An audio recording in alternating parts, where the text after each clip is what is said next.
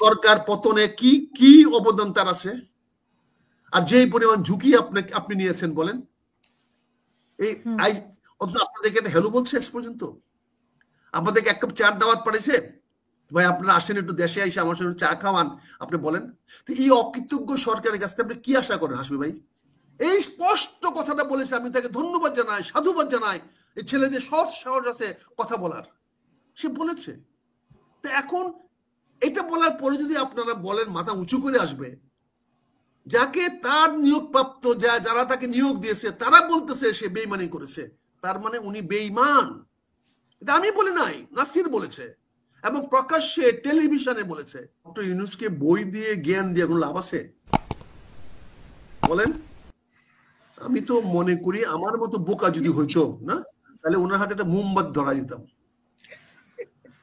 বুঝছেন না? বই না, একটা মোমবাতি ধরা দিতাম যে স্যার এই মোমবাতিটা নিয়ে একটু আলো দিয়ে আপনি দেখে যান, কারণ আপনার চোখ আপনার ঠিক নাই, আপনার এই দেখতেছেন না। তাসমি ভাই দেখা দিচ্ছে পথ, কিন্তু সেই পথ আপনি দেখতেছেন না।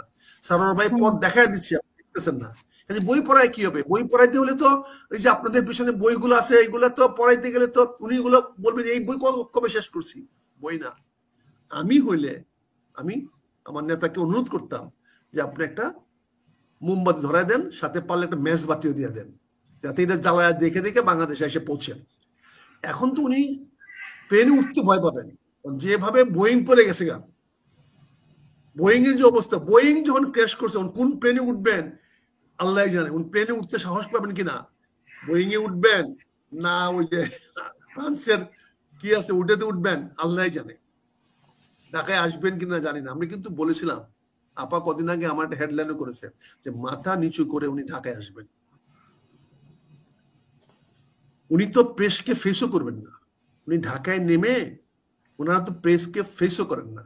এখন উনি তো ওনার প্রেস সচিব তো বলছেন যে সফল হয়েছে, যেহেতু উনি বলেছেন, প্রেস সচিবে বলেছেন যে রাজা কিং এর চার্লসের সাথে একটা বৈঠক হয়েছে।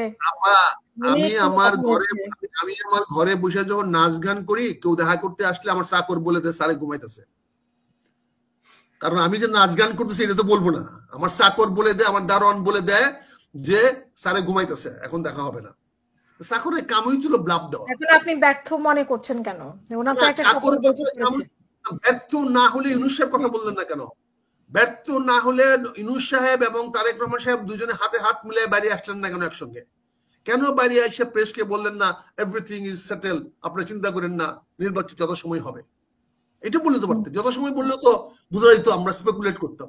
আপনি কেন ফেব্রুয়ারি মাসে কথা বলতেছেন? তার মানে উদ্দেশ্য প্রণোদিত, উদ্দেশ্য প্রণোদিত। আপা এখন আমরা তো বয়স হয়েছে, আমরা লেখাপড়া কম জানি। কি উদ্দেশ্য বলে মনে হচ্ছে? এখানে কি উদ্দেশ্য আছে বলে মনে করেন?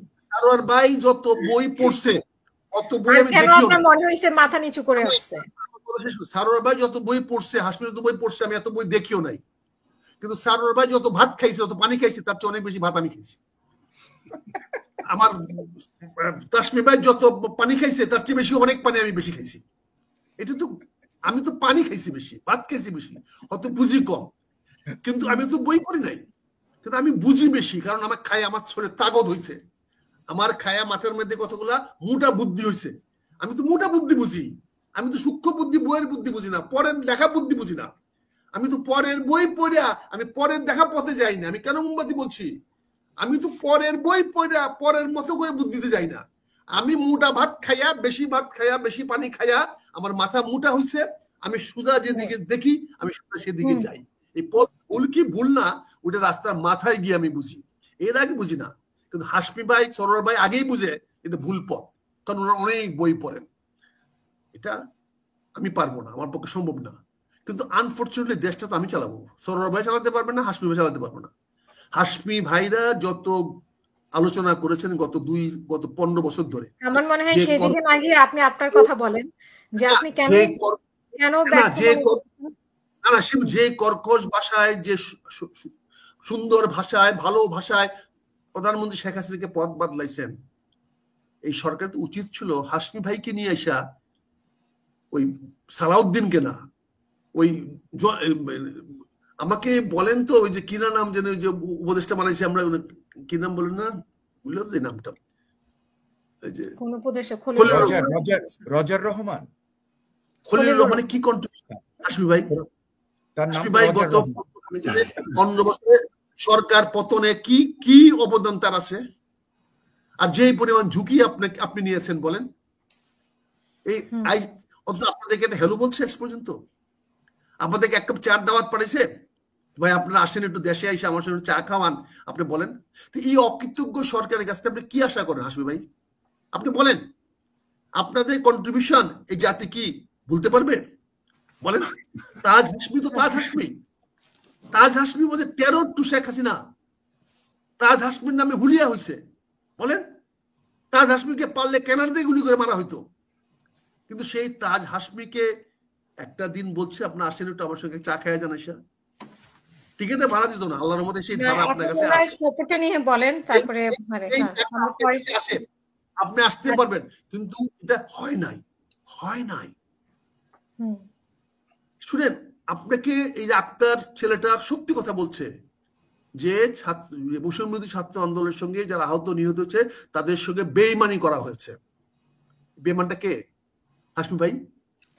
বেইমানি যে করা হয়েছে নাসির বলছে, নাসির যে বলছে, হাসনাত আব্দুল্লাহ বলেছে বেইমানি করেছে, কথাটা পরিষ্কার সে বলছে।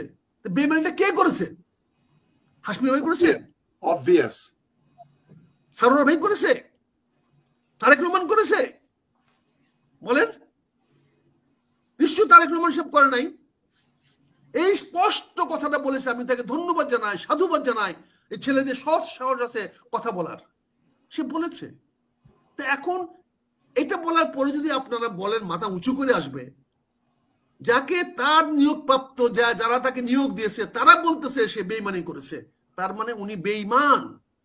এটা আমি বলি নাই, নাসির বলেছে, এবং প্রকাশ্যে টেলিভিশনে বলেছে যে লন্ডনে গিয়ে উনি জাতির সঙ্গে বেইমানি করেছেন। একটা দলের সঙ্গে নির্বাচনী আলোচনা করে বৈষম্য ছাত্র আন্দোলনের সঙ্গে বেইমানি করেছেন। সে বলেছে যে এদের বিচার সংস্কারের কথা না বলে এই কথা বলে উনি বেইমানি করেছেন। কাজে তারা বলেছে বেইমান। আমি ধন্যবাদ জানাই, সাধুবাদ জানাই ছেলেদের। তাদের বিবেককে আমি সম্মান করি। তারা আমার বিরোধী হইতে পারে, আমি তাদেরকে পছন্দ না করতে পারি, তারা আমার প্রতিযোগী হইতে পারে, আমার প্রতিদ্বন্দ্বী হইতে পারে, কিন্তু সে স্পেডকে স্পেড বলে। কি বলেন তা হাসমি ভাই? সেই ছেলেটা সত্য কথা বলেছে, এবং সেটা উনি কংগ্রেসে নিবেন না। কংগ্রেসে যিনি নিবেন না তাকে তো গন্ডারের চামড়ার উপরে কথা বলে লাভ কি? হাসমি ভাইয়ের চেয়ে তো তির্যক কথা আমার মনে হয় না আর কেউ জানে। অনেক কথা শুনেছি ওনার অনেক টক শো আমি দেখেছি। উনি অত্যন্ত পরিষ্কার ভাষায় অনেক কথা বলেছেন। উনি মানে ঝুঁকি নিয়ে বলতেন আসলে হাসমি ভাই। ঝুঁকি মানে কি? মৃত্যুর ঝুঁকি।